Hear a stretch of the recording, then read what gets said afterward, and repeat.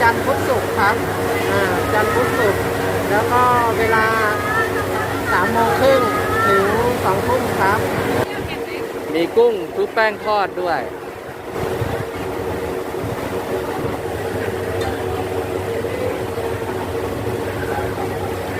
มียำหอยด้วยชุดละ50 บาท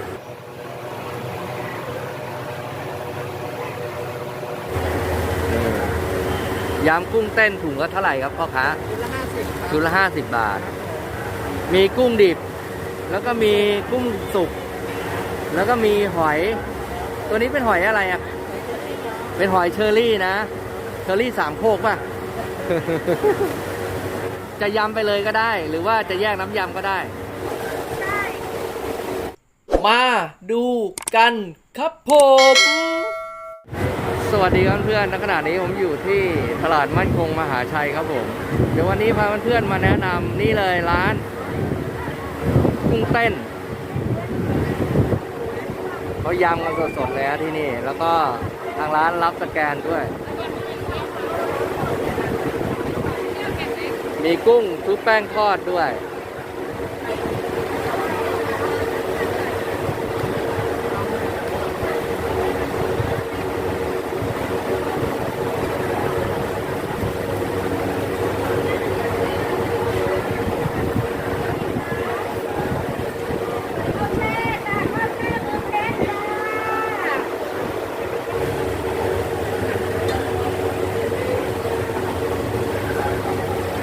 มียำหอยด้วยชุดละ50 บาท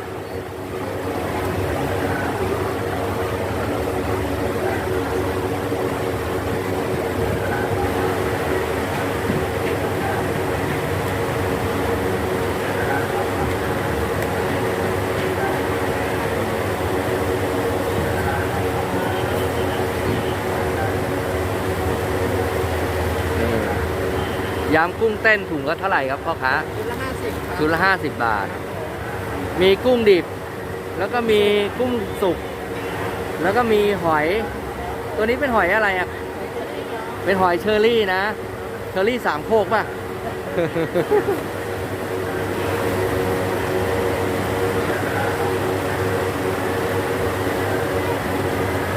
ทางร้านเขาจะยำไปเลยก็ได้หรือว่าจะแยกน้ำยำก็ได้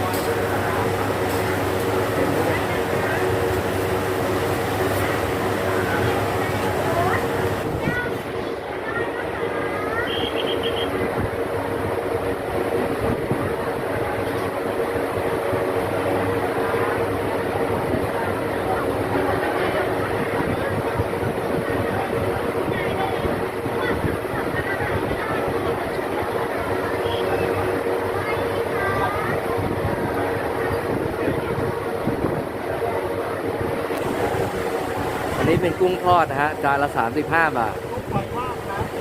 เป็นกุ้งไม่ธรรมดาด้วยเป็นกุ้งฝอยด้วย กุ้งขี้คุย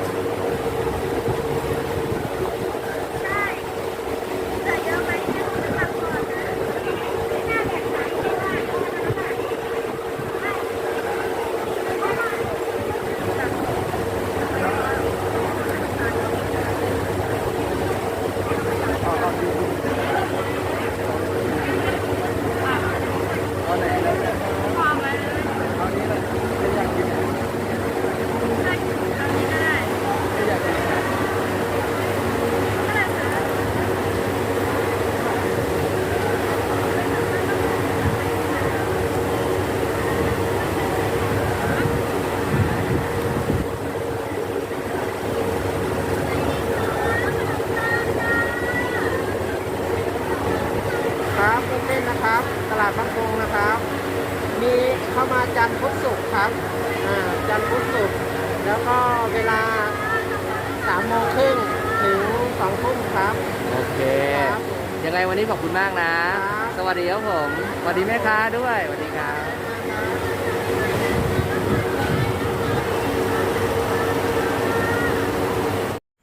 มาดูกันครับผม